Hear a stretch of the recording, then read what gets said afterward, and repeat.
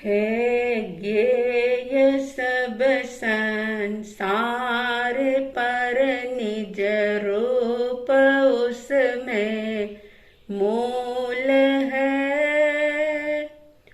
उसको अगर जाना नहीं सब जानकारी धूल है।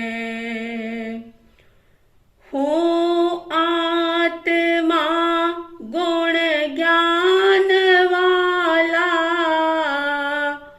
हूँ अजर में हूँ अमर। इंद्रिय अगोचर रूप हूँ यह, जानते वे धन्य नर। इंद्रिय अगोचर रूप हूँ यह, जानते वे धन्य नर। श्रद्धालु जिज्ञासु श्रोताओं, दो प्रकार के धर्म जो परमात्मा महावीर स्वामी जी ने बताए, आगार धर्म और अणगार धर्म, उसमें से आगार धर्म की बात प्रारंभ की गई कि कैसे घर गृहस्थी में रहते हुए सभी प्रकार के व्यापार धंधे करते हुए अपने कर्तव्यों को, अपनी ड्यूटी को निभाते हुए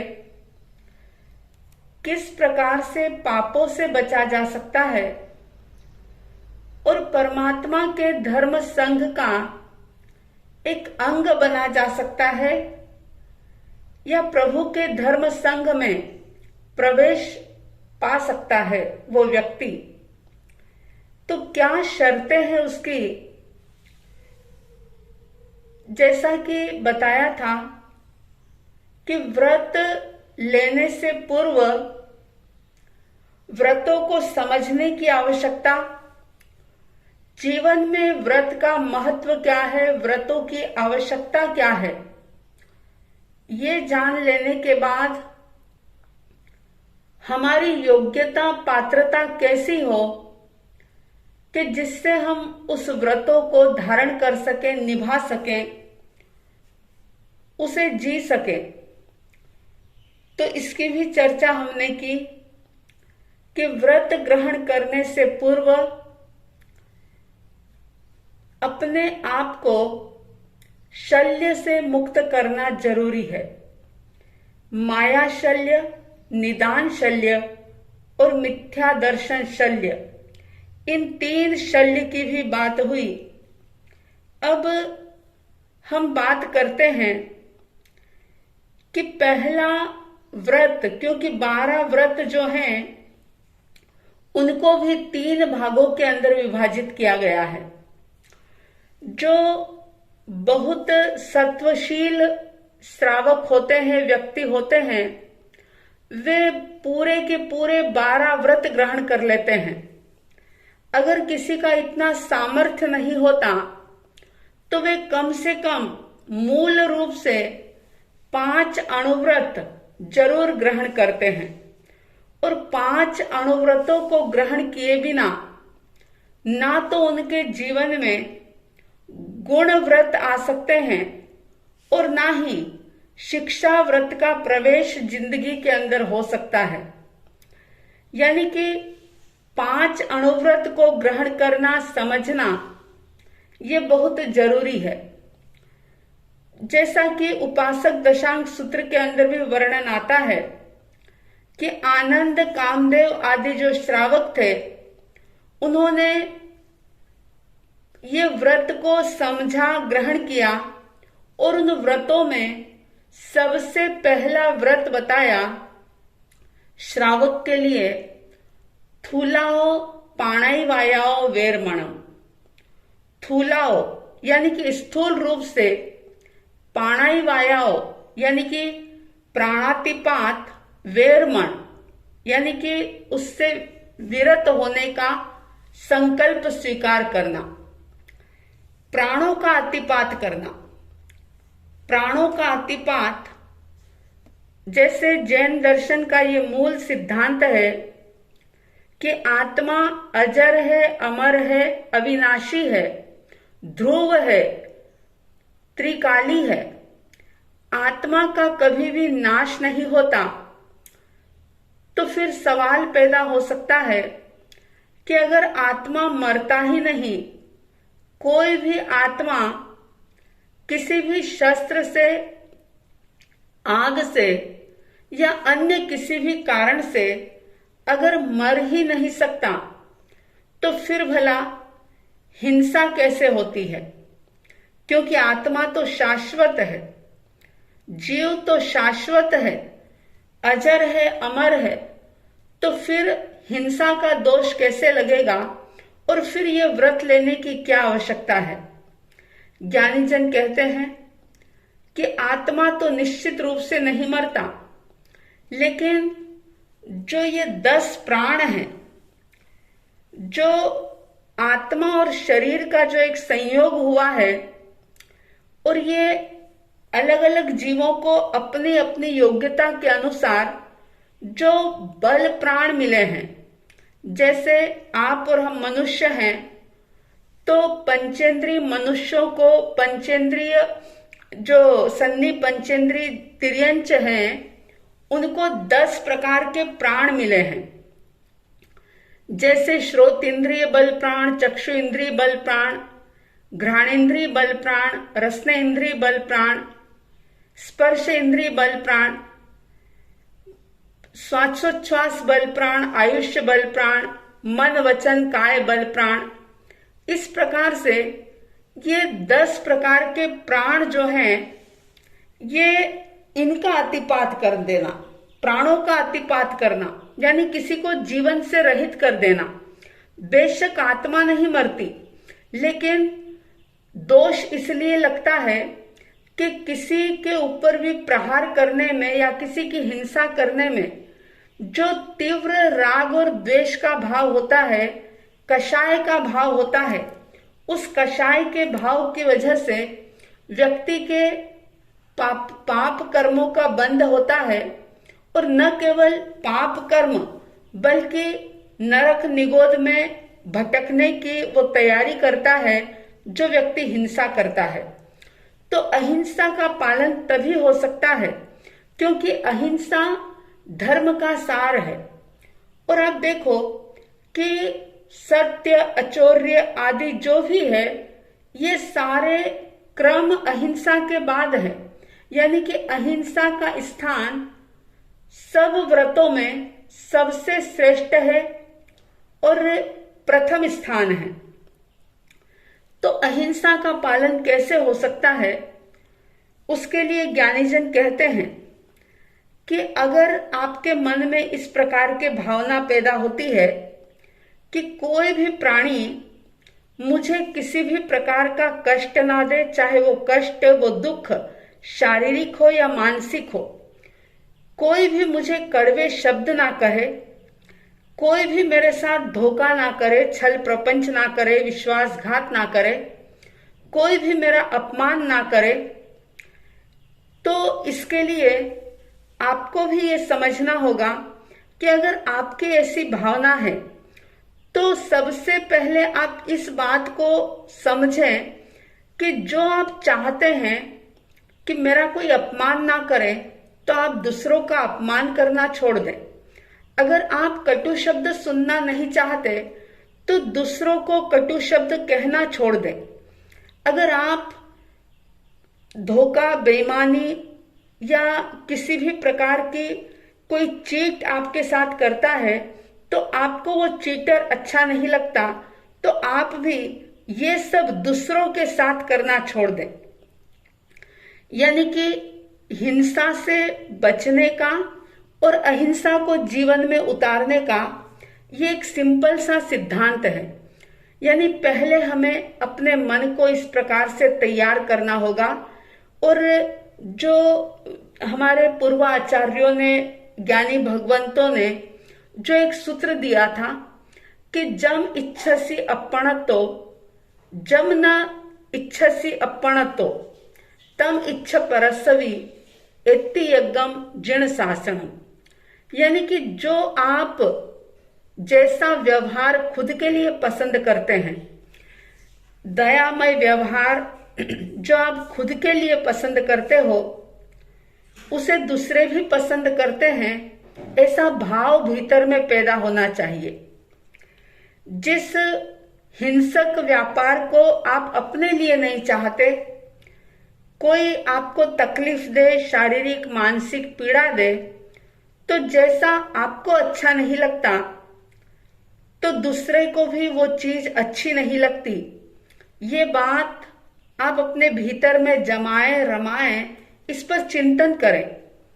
और ये जिन शासन का सार है, ये सारे ग्रंथों का सार है।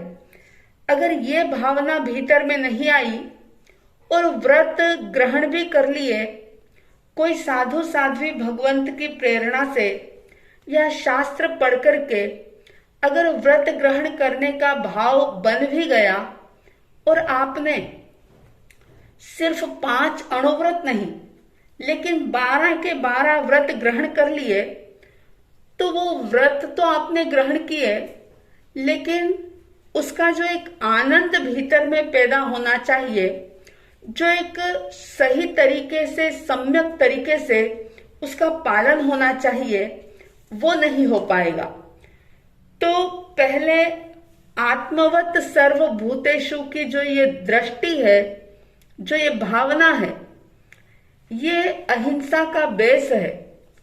जब तक इस बेस को, इस धरातल को, इस नींव को हम मजबूत नहीं करते, तब तक अहिंसा की पालना हो नहीं सकती।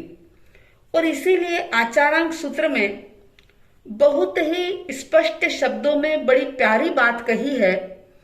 उसमें कहा था कि तुमंसी नाम तम चैव जम चैव हंतव्यम ति मन्नसी तुमंसी नाम तम चैव जम चैव अज्जावे यव्वन्ति मन्नसी। यानी कि जो तुम दूसरों को दुख दे रहे हो, तकलीफ दे रहे हो, मार रहे हो, पीट रहे हो, किसी के साथ अन्याय कर रहे हो, किसी के प्रति दुर्भावना कर रहे हो, ये सब दूसरे के ऊपर नहीं बल्कि तुम खुद के ऊपर ही कर रहे हो। यानी कि दूसरा कोई नहीं, तुम खुद ही अपने लिए ये सब चीजें कर रहे हो। जैसा कि मैंने अभी बताया कि जो संवेदना, जो भावना, जो अनुभूति हमारे भीतर में होती है, वैसी ही भावना, वैसी ही अनुभूति दूसरों के अंदर भी होती है। तो उस समय यदि व्यक्ति ये सोच ले कि मैं जिसके साथ ऐसा बुरा व्यवहार कर रहा हूं वो दूसरा कोई नहीं, वो मैं हूं, यानी कि दूसरे के स्थान पर खुद को रख करके अगर सोचे कि जिसको मैं मारना, पीटना, सताना या तंग करना चाहता हूं या कर रहा हूं, जिसको मैं डरा रहा हूं या धमका रहा हूं, जिनका मैं अपमान करना चाहता हूं, वे दूसरा कोई नहीं, वो मैं स्वयं हूं। यानी कि उस जीव की जगह अगर अपने आप को खड़ा करके देखें तो वो व्यक्ति किसी भी प्रकार से हिंसा नहीं कर पाएगा, वह किसी के प्राणों का अतिपात नहीं कर पाएगा। तो जो आत्मोपम्य की साधना है, ये एक प्रकार से कहें कि अहिंसा की नींव है, अहिंसा की चाबी है। तो कोई मतलब अतिशयोक्ति वाली बात नहीं, ये सत्य है। परमात्मा प्रभु महावीर स्वामी जी से प्रश्न किया गया कि हे भगवान, हम किस प्रकार का आचरण करें, यानी कि हम कैसा जीवन जिएं, जीवन की सभी प्रवृत्ति करते हुए क्या हम करें कि जिससे पाप कर्म के बंधन से बच सके। क्योंकि जो व्यक्ति सत्संग करेगा, जो धर्म ग्रंथों को पढ़ेगा, गुरुओं की वाणी को सुनेगा, तो वो ये तो समझ ही जाएगा कि पुण्य का फल सुख रूप होता है और पाप का फल जो है वो दुख रूप होता है। तो सुख सभी चाहते हैं, दुख को कोई नहीं चाहता, लेकिन उस दुख से बचने का उपाय क्या है? तो बड़ा ही प्यारा प्रश्न जब प्रभु से किया गया तो परमात्मा ने इस प्रश्न का इस प्रकार से उत्तर दिया था। उन्होंने कहा था, सव्व भूयप भूयस सम्मम भूयाइम पासव पिहिया सव्वस दंतस पाव कम्मम न बंधई। 10वें कालिक सूत्र की यह गाथा है। इसमें यह बताया कि जो व्यक्ति या जो साधक सर्वभूतात्म भूत बन जाता है, यानी कि दूसरों की आत्मा में अपनी आत्मा को देखने लग जाता है, यानी कि आत्मानुभूति जैसी मुझे है वैसे दूसरों को है, जब इस प्रकार की भावना उसके भीतर में पैदा होती है और सभी आत्माओं को यानी प्राणी मात्र को वो अपने समान ही समझने लग जाता है, तो फिर जो आश्रव है यानी पाप के आने के जो द्वार हैं उसको वो रोक लेता है और अपनी जो पांचों इंद्रियां हैं उसका जो मन है, इन इंद्रियां और मन का वो निग्रह कर लेता है, कंट्रोल कर लेता है, उस पर संयम कर लेता है। यानी कि जब तक ये बात समझ में नहीं आती तब तक आत्मा मन और इंद्रियों का गुलाम बन करके जीता है, लेकिन अगर वो परमात्मा की बात को समझने का प्रयास करता है तो फिर पांचों ही इंद्रियां और मन जो है उसका वो मालिक बन जाता है, उसकी गुलामी को स्वीकार नहीं करता।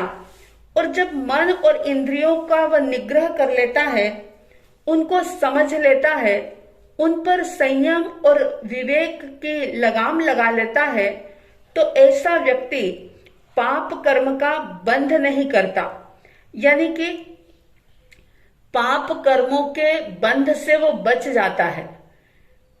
शारीरिक क्रियाएं उसे चाहे करनी पड़ेगी, सारे व्यवहार निभाने पड़ेंगे, लेकिन उसकी दृष्टि जो है वो चेंज हो जाएगी।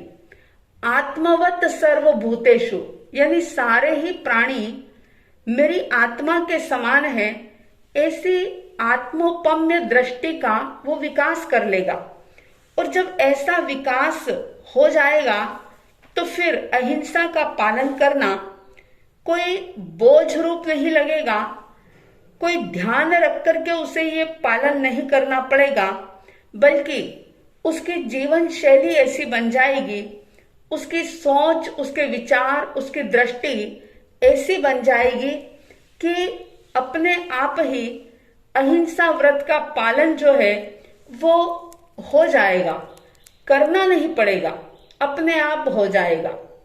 अगर हम मोटा माटी बात करें अहिंसा की, तो जरा विचार करना कि आपके मन में अहिंसा की भावना कितनी है। नारे तो बहुत लगा दिया, अहिंसा परमो धर्म, अहिंसा परमो धर्म की जय, बहुत जोश और उत्साह के साथ अहिंसा परमो धर्म की जय तो बोलते हैं, जियो और जीने दो की बात तो करते हैं, लेकिन क्या भीतर में वो बात उतरी है? क्या हमने अपने हृदय को दया और करुणा से ओतप्रोत बनाया है? जरा चेक करने की आवश्यकता है। और ये अपना खुद का निरीक्षण करने के लिए थोड़ा सा समय निकाल करके शांत आंखें बंद करके बैठने के बाद खुद का मूल्यांकन करना होगा कि क्या है मेरे भीतर में।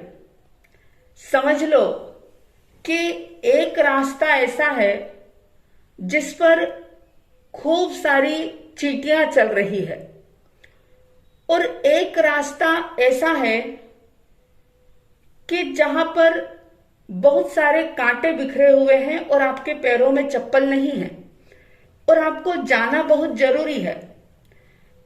अब आप क्या करेंगे?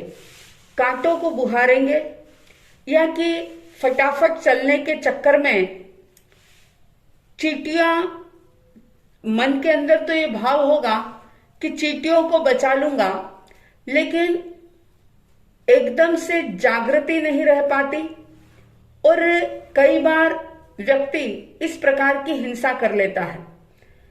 तो आप देखें कि हम अपने आप को कांटों से बचाते हैं कि मेरे पैर में कांटा ना चुभ जाए, या मुझसे दूसरे किसी प्राणी को पीड़ा ना हो जाए।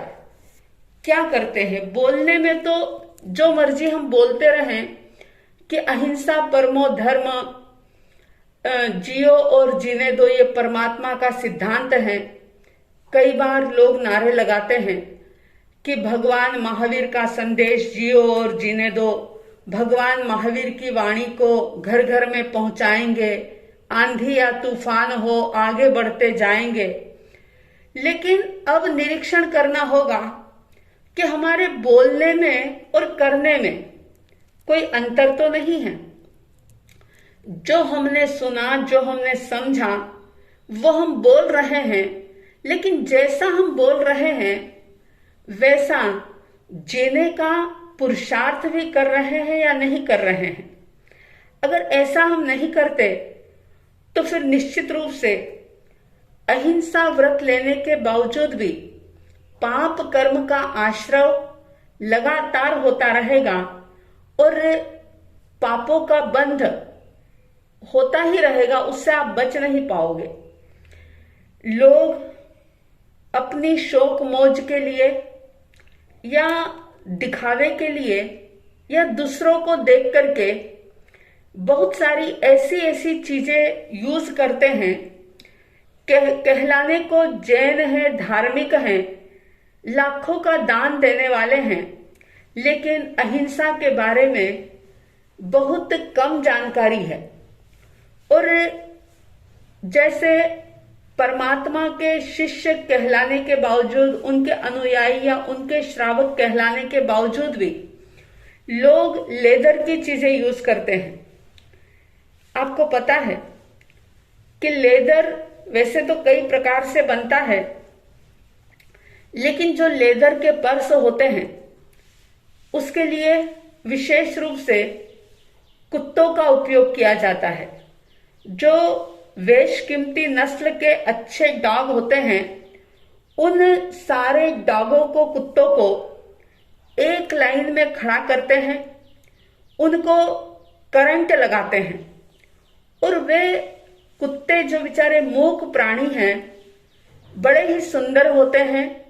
वे डरते हैं, कांपते हैं, सिहरते हैं और डरते हुए, कांपते हुए करंट की वजह से वे अपना दम तोड़ देते हैं, मर जाते हैं।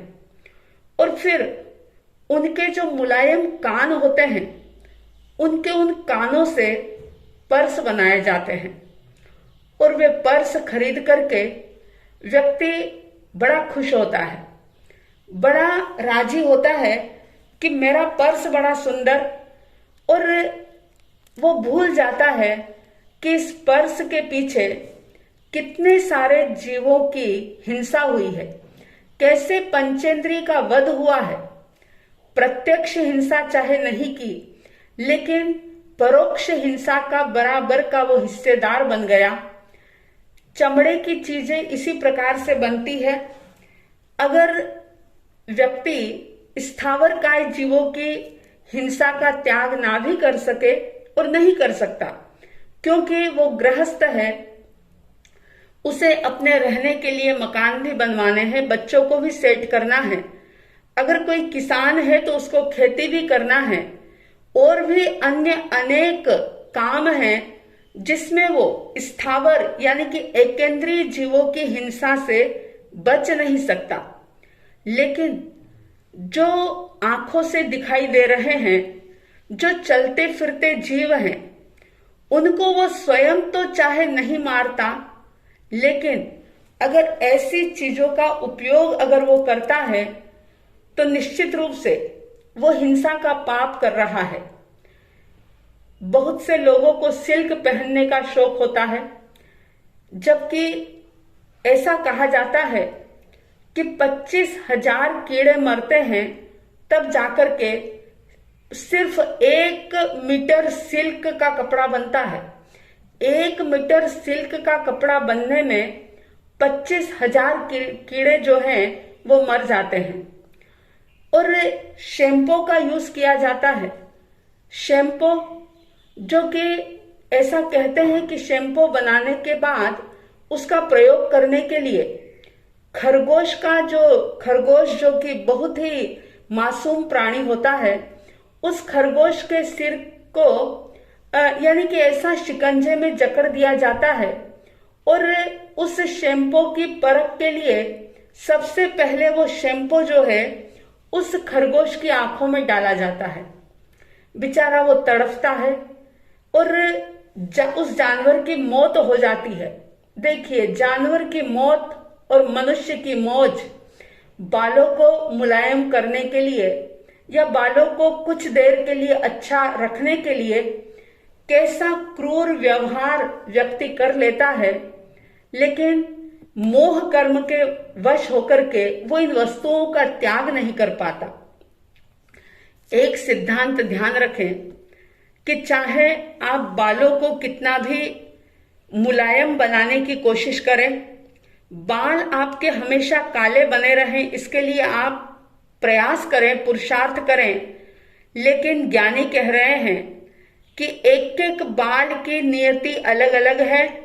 ये सारे परमाणु पुद्गल जो हैं ये अपनी अपनी यात्रा फॉलो कर रहे हैं और आपके बचाने से ये बच नहीं सकते, आपके टिकाने से ये टिक नहीं सकते।